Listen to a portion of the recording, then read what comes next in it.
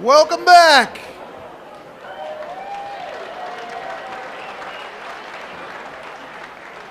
I'd like to introduce you to my friends Lauren Ciampa and Alex King. They're going to do the audience participation portion of this evening's show.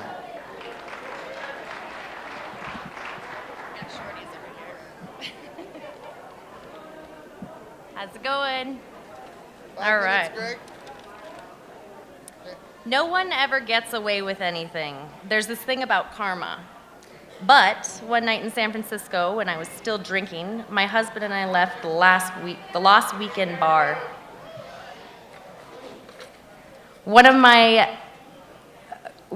night in San Francisco, when I was still drinking, my husband and I left the Lost Weekend bar in the Sunset District, totally stoned, and I tried to make a U-ey in a Sunset District driveway that was on a steep hill.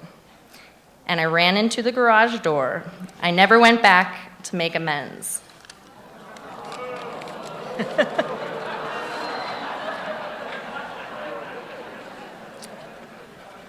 On an icy road, slid over the embankment, smashed through half a bowling alley sign, told my dad I broke the mirror and scraped the side of the truck, or told my dad it was a hit and run at the mall. I'm sure he knew that wasn't true, but he never proved anything.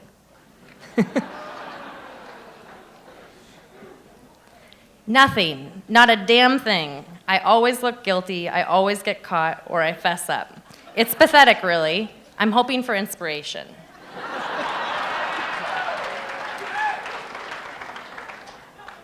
Crop dusting the front row.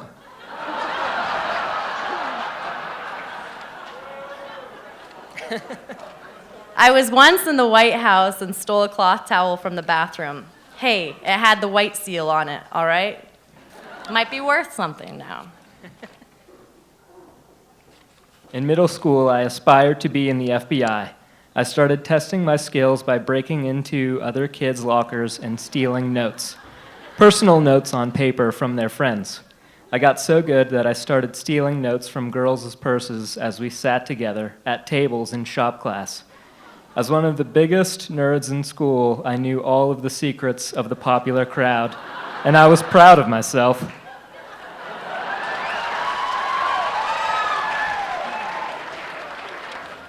As a kid sitting in the back seat of my dad's car with my brother, I would slap on my own thigh and yell, "Ow, Brandon!" My dad, while driving, would immediately begin yelling at my brother, "Stop hitting your sister!" My poor brother would protest, but to no avail. I would smile at the mischievous devil I was. I've never admitted this to my dad. We had driven into Yellowstone, zigzagging around the bison in April. When we entered the Park Service station, they warned us about grizzlies coming out about now and told us what to do if we encountered one, depending on 4 different scenarios. After skiing a while, my friends decided to turn back. I decided to continue. About a mile up, I looked ahead, and about 100 yards further up the trail, I saw a big brown animal with his head down and huge hump on its back. I wondered why a bison would be out on its own. Then I said, "Oh, that's not a bison, that's a grizz." So I tried to decide which of the 4 scenarios this was, and then beat feet out of there, choosing none of the above.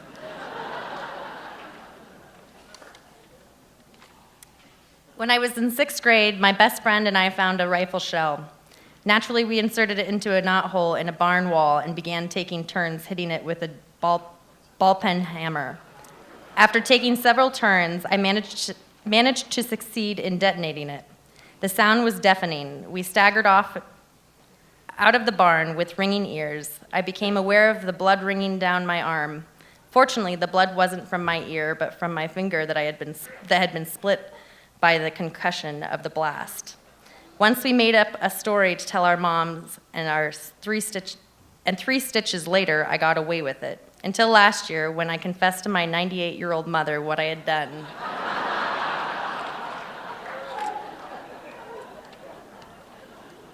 My friends in Madison, Wisconsin, and I would write fake notes from our moms to get out of school.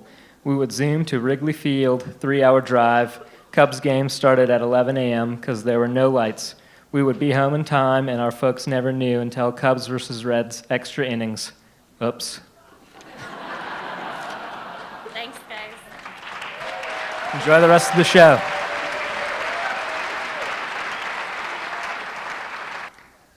Richelle DeVoe is a Missoulian who, despite leaving often, always happily comes back. She runs a small internet business that she has never been fully able to explain to her parents. Lately, the thing that brings her the most joy is making salads for porcupines, beavers, and other rescued critters at Animal Wonders. Please welcome Richelle DeVoe.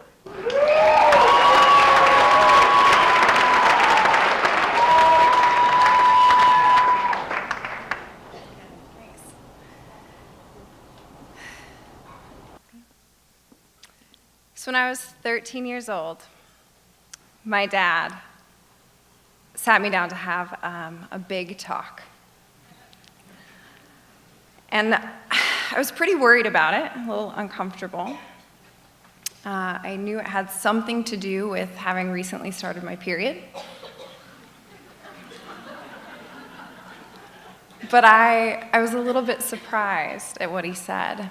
We sat down in our living room, and he was directly across from me, and he said, "Richelle, despite my best efforts, you can no longer be in the Boy Scouts of America."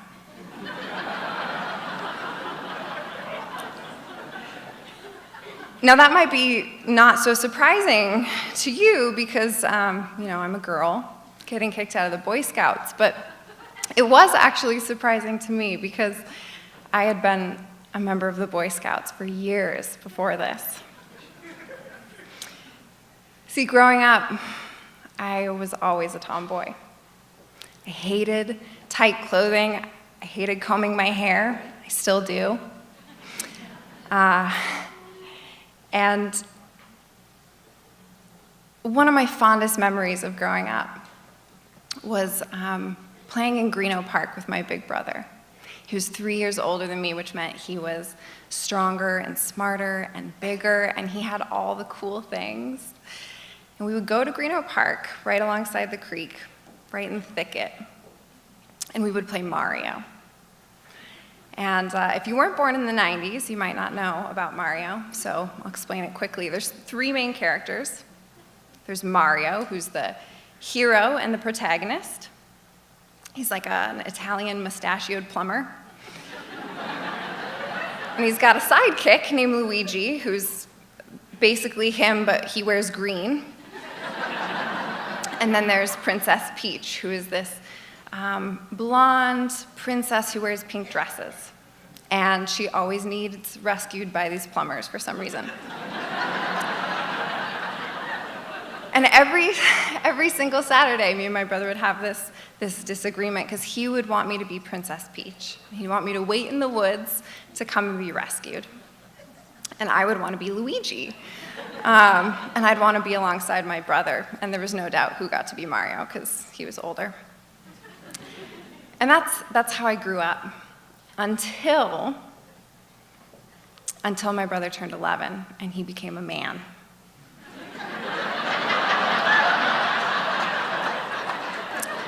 See, at 11 years old, my brother got to join the Boy Scouts of America. And my family gathered around. We had done the Cub Scouts and Webelos thing, but he got to do this informational meeting for the family about what Boy Scouts was really about. And we crammed into the gym at Rattlesnake School. And a guy got up in front of all the families and he said, "There's 3 G's of Boy Scouts. There are no girls, there are no gays, and you got to believe in God." I wasn't very old, but I knew I was disqualified for sure. So my brother starts coming home, and we're sitting around the dinner table each week, and he's telling these amazing stories of what he's learning at Boy Scouts with my dad. He's learning first aid and how to tie a tourniquet and all this really cool stuff. And so I begged my parents to let me join Girl Scouts.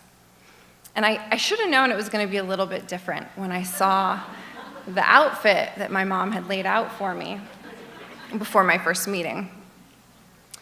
It was brownies, to be fair, but it's a brown skirt, a white turtleneck because the 90s, a brown sash, and this hat that I can only describe as an oversized yarmulke, the little stem coming out. And I put it on, and I put on these tights, and I did the first thing I still do today, which is cut out the waistband so I can breathe. And I look in the mirror, and I think, man, this is some serious bullshit.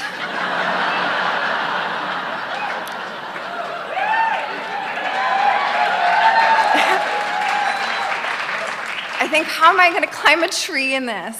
This hat doesn't keep the sun out of my eyes, and it doesn't even keep my ears warm, but whatever. I'm willing to put this to the side so that I can do what my brother does. And so I go to the first meeting, and I ask the adult leader, first thing I ask her, is I go, are we going to learn how to do tourniquets today? And she's like, no, we're learning paper mache. I'm like, is that applicable in first aid? She's like, no, it's just arts and crafts. And I was like, okay, all right, we'll get there. Next week, it was, I think, friendship bracelets. The week after that, I think it was collages. And I think the week after that was cutting out construction paper flowers. And that was the tipping point for me. So I come home, and my brother's telling these cool stories about what he's learning in Boy Scouts. And I have to be like, well, today we learned how to cut colored paper. And I look at my parents and I go, Mom, Dad, why am I learning how to cook and sew and do arts and crafts, and he's learning how to save people's lives and rescue himself in the woods in dangerous situations? And they're like, that's a great question. So the next week, it's Monday night. It's Boy Scout night. And there's no talk about it. There's no discussion. My dad just says, load up. I'm like, okay. Maybe there's a babysitting mishap, but I'm not going to complain. I'm in. And I sit in the back with the adult leaders. And next Monday, load up. I'm like, oh, okay.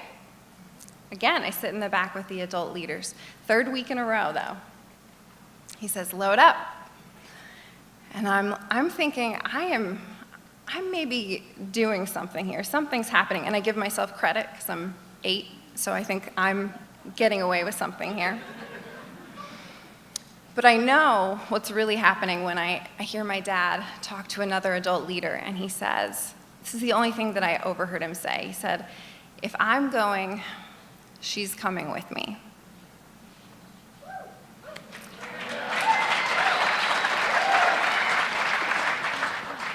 And there was a winter camp out the next week. And so the next thing I know, me and my brother, side by side, packing our stuff to go on this winter camp out. My dad explains to me, listen, we're not a part of the Boy Scouts.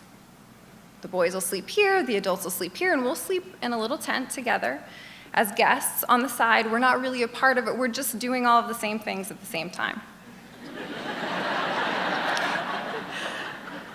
And I'm like, I don't care. That sounds great to me. And I decide I'm going to prove to them that I can be the best damn Boy Scout at that camp out. I shovel snow, I chop wood, I sleep in below freezing temperatures, and I think it's awesome. I think it's so awesome. Next Boy Scout meeting, they go to hand out badges for this trip. And they had earned a Frost Point badge. And I remember looking at that badge and thinking, man, I did the same thing, but I'm not going to get that badge for it. Until after the meeting. We get in the truck to go home. And I'm sitting in this truck between my dad and my brother. And my dad just hands me one of the badges. And he says, "If anyone asks, this is extra." And that's when I knew I was a Boy Scout for real. And we actually did that for 4 or 5 years. Every single meeting, every single camp out, me and my dad were there. Not as a part of the Boy Scouts, but, you know. That is until I hit around 13. Now, I don't know their reasons, but I was no longer allowed to join the Boy Scouts. And my dad has this conversation with me, and he tells me, I'm not allowed. But he says one thing after that. He says, "What do you want to do about it?" Well, those Boy Scouts taught me leadership. And I said, well, let's start our own. And we did. We started a co-ed scouting group, a venture scout group. I got to be the president. I didn't want to be an extra anymore. And truthfully, I never really wanted to get away with being a Boy Scout. I just wanted the same opportunity as my brother. And somehow in this co-ed scouting group, we convinced adults to do things like pay for us to go to Big Mountain and go skiing, or go on 60-mile backpacking trips every summer. And in the end, that is the thing that I'm proud that I got away with. Thanks.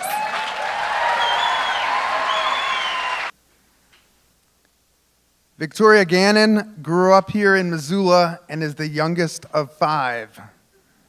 She did her undergrad at the University of Montana and is currently applying to grad schools.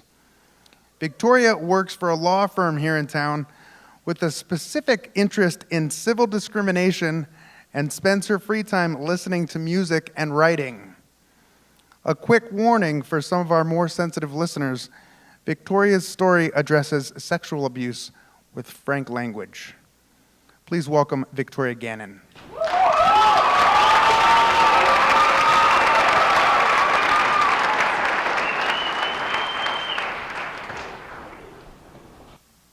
I was 10 the first time that a man tried to buy me. I was with my family, and it was my birthday, and I was in a market in Egypt. And a man offered my dad 10 camels for me. And at the time, I remember thinking, yeah, that makes sense. 1 camel for every year of my life. That was math I could wrap my head around. And for years afterwards, in my head, that was the going rate for a human being. My parents addressed this issue in the only way that they knew how to at the time. They couldn't control the men around me, but they could control me. And so they asked me to stop making eye contact with the older men in that part of Africa, where with my blonde hair and my blue eyes, I stood out a little bit. At the age of 10, I couldn't quite wrap my head around why this was being asked of me and not of my older brothers. I'd always considered myself one of them. When the 3 of them got bowl cuts, I got a bowl cut. And when one of them used to run around the house insisting that one day he was going to be a U.S. Marine, I did too. And so I remember getting back into that van that we had rented in Egypt and sitting in the window and defiantly making eye contact with every single man that pulled up next to us. The second time, I was 12, and an aide at my middle school would offer me candy when I stayed inside from recess. And in exchange, I would sit on his lap, and eventually his hand would find its way up my shirt, going higher and higher, or on the inside of my thigh, moving his thumb in loose little circles. And I couldn't tell you today what he looked like, but I can tell you what the linoleum in the police station looks like, because I was too ashamed to look up when they interviewed all of us little girls. And I can tell you the names that all of us were called when we went back to school, and the older students didn't believe that their most favorite aide would do that to us. And I can remember playing in the park after school with all of my friends, the one that was named after him. The third time, I was 18, and I was in the military. And I was in a platoon full of 30 men, and I was the only woman. And once a week, I would get pulled out of class. And I'd get put in this room with 3 of my male instructors and told to strip down. They said that I was out of height and weight regulations, and I wasn't. But the military does a great job of teaching you not to ask questions. And so I didn't. So they would use this tape measure, like the soft ones that seamstresses use. And they would snake it around my breasts, and then again around my waist, and again around my butt. And in this way, they were doing me a service. It wasn't official, they told me. It wasn't going to go on my record. And if I submitted myself to this process every week, then I'd be allowed to graduate with my peers. The second or third time that this happened, I was standing in that room with my eyes closed, waiting for it to be over, and I heard the door open. And in walked a female instructor from another platoon. So there I am, standing with my uniform, a sad pile on the floor next to me. The same uniform that has U.S. Marine stamped across the chest. The same uniform that weeks prior I had been so proud of. And we made eye contact. And nothing was said. I could only describe the silence to you as deafening. Both of us in a position we didn't want to be in. And she slowly backed out of the room and closed the door behind her. And then I closed my eyes because U.S. Marines don't cry.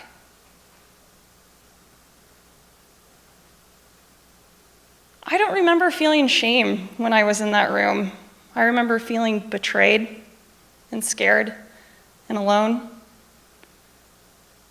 The shame would come afterwards, when I'd have to walk back into the classroom with my peers and make my way to the front row where I sat.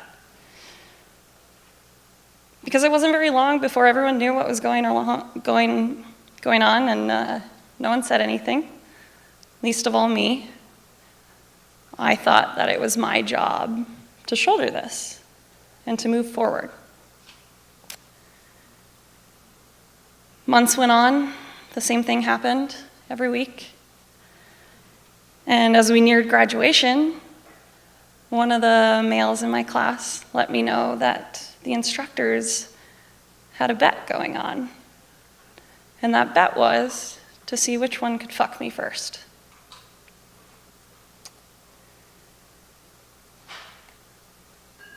There's this stigma that comes with being a female and being in the military, and there's this saying that's said over and over and over again, and it's if you're a female, you can be a bitch, you can be a slut, or you can be a dyke. And as someone who didn't identify with any of those options, I left my 4 years in the military feeling like the decision wasn't mine to make. They made it for me, and then I let it define me.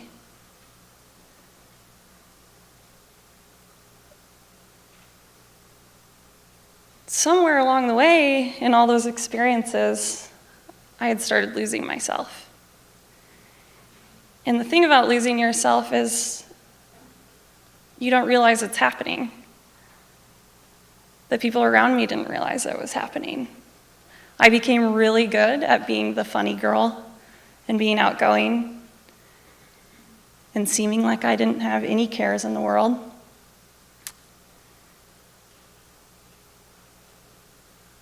Friends would jokingly say that I don't have any emotions. Boyfriends would say that I was distant and hard to read. But I knew that if I let one emotion out, then all the rest of them that I had so neatly packed away would come tearing out as well, and that I would break. So I lived a half version of myself. I wasn't happy, but I was alive, and that was enough to just get by. And then one day, I broke. My closest male friend of over 10 years said he had feelings for me, and it caught me off guard. And when those feelings weren't returned, he called me a slut. And he said everyone he knew thought that way about me too. And then he went on to list the ways in which I was damaged goods. But he didn't know the half of it. I knew I was damaged. And the thing about teetering on the edge for so long is that after a while, it just takes the softest of touches to send you flying over the edge.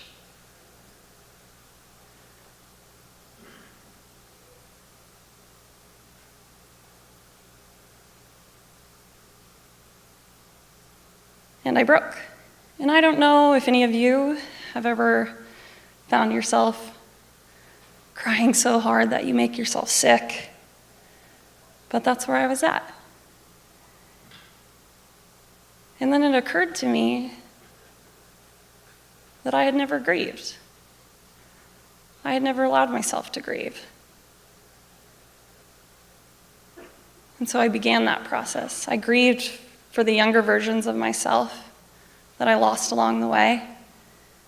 And I grieved for that 10-year-old girl who had once defiantly stared down every single man in the streets of Egypt, because she was the one who I wanted back the most. Now I'm 28, and I'm happy. I'm the happiest I've ever been. And it took being open and asking for help and being a little bit defiant. But I stopped trying to be one of the guys, and I learned how to be one of the girls. And I learned that I have value beyond sex. And somewhere, while I was breaking all the way apart, I became whole, and I became passionate. I became passionate about telling my story and telling the stories of those around me who sometimes mirror mine. And for the first time, I feel like I'm finally getting away with something, because now I'm 28 and I finally learned that I'm worth more than one camel for every year of my life. Thank you.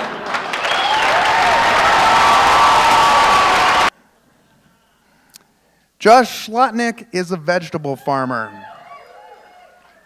You may know him as the director of the Peace Farm, a teacher in the environmental studies program at the University of Montana, or you may have seen him at the farmer's market on Saturday morning, where he sells for his family's farm that his wife runs, Clark Fork Organics.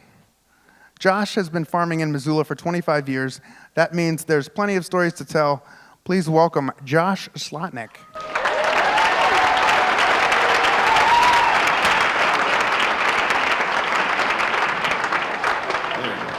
Great.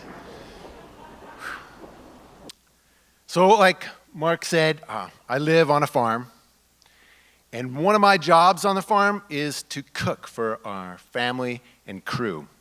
This story begins, it's July of 2011. That was the last summer all of our children were with us in one house. I'm cooking away. So I'm chopping Walla Walla onions real thin, throwing them in a bowl with lemon juice and some salt. There's beets roasting in the oven, waiting for some feta cheese. And I've got the public radio news going, and I'm chopping away, doing what I do Monday through Friday from 7 to 8 o'clock or so. And I hear our governor screaming.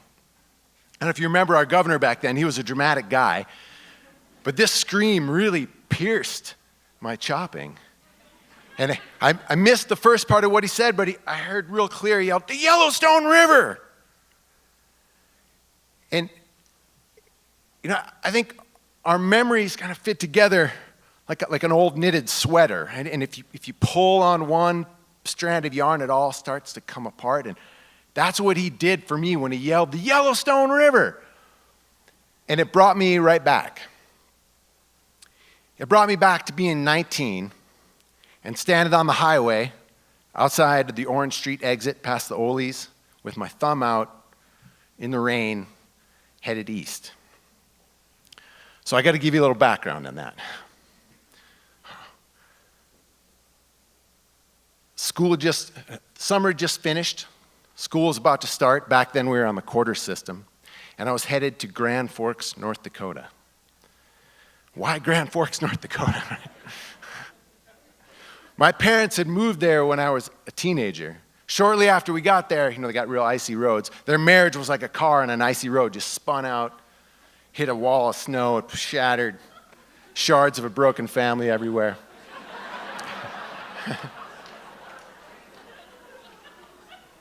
I was 19 years old. Each of my parents was deep in their own renaissance. They barely knew I was around. But my sister, my younger sister, was kind of a touchstone for me. And the end of the summer had come, and I wanted to go see her before school started. And I wasn't hitchhiking because I'd read a lot of Jack Kerouac. I was hitchhiking because I had like $37 to my name, and that was the only way I could get there. A truck pulls up, big truck. I run up to the side, big dude in there, big meaty forearms, 2 kids, and a big wife. And I'm looking in there, there's no room for me in this truck. The guy points to the back, he's like, oh, there's the horse trailer. There's nothing in it. So I jump in the horse trailer. He said they're headed towards Miles City. The light misting rain turns into heavy rain. And pretty much no matter where I sit in that horse trailer, I'm getting wet. At one point, I'm squatted down and I look at my sneakers and there's water oozing out of my sneakers.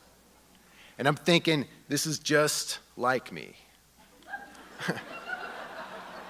Because I had had this narrative going about who I was at this time. See, when we had moved to Grand Forks, North Dakota, as a teenager, I was surrounded by people who were very different than me. I remember at one point drinking beer at a keg. That was the big thing we did in high school. It had a keg and a fire. Watching these guys just kick the crap out of each other by the fire. My friends are cheering them on. I've been drinking all day, and I just felt stone cold sober, thinking, I'm not into this. I wish I could see that this was a great time. I looked at my friends and I wished I could be like them. Like blonde hair and blue eyes and a square jaw and a name like Knudsen or Nordstrom or something like that.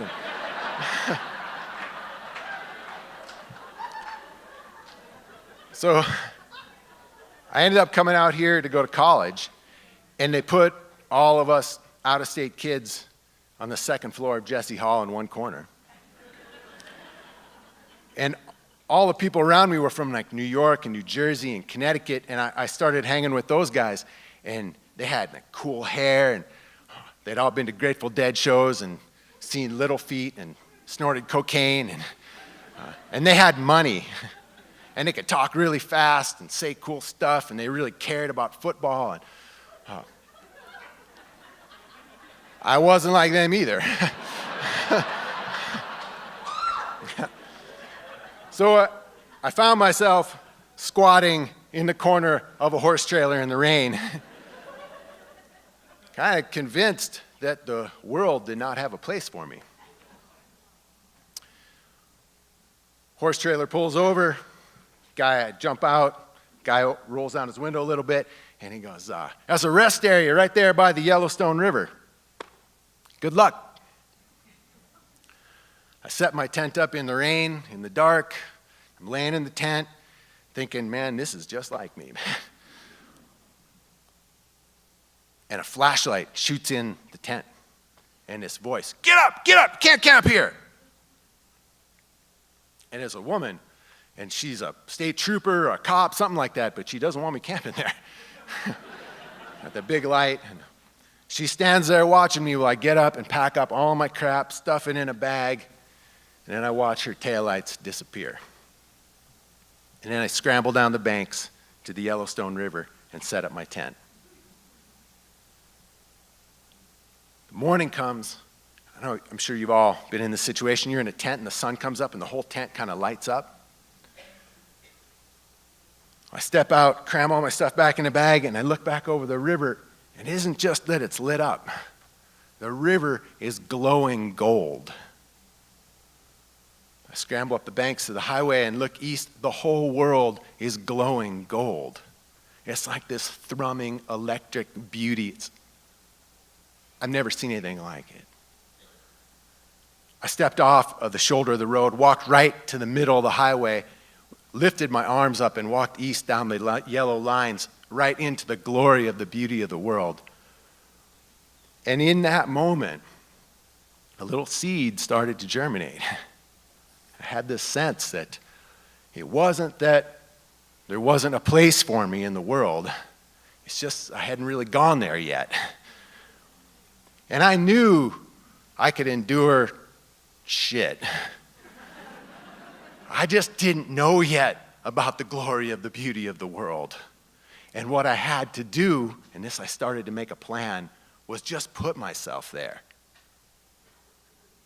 So now I'm pulling on that sweater of memory. It's all going to come spooling out now. It went from hitchhiking to North Dakota to spending summers in Alaska, going to Mexico, 3 years in Asia, farming in California, farming in Montana, Kim and Quinn and Sophie and Tasha and the Peas Farm and so many friends, and all of a sudden, bam, I'm right back in that kitchen, cooking food in this beautiful kitchen. And I realized about my plan, I got away with it. I got away with my whole life.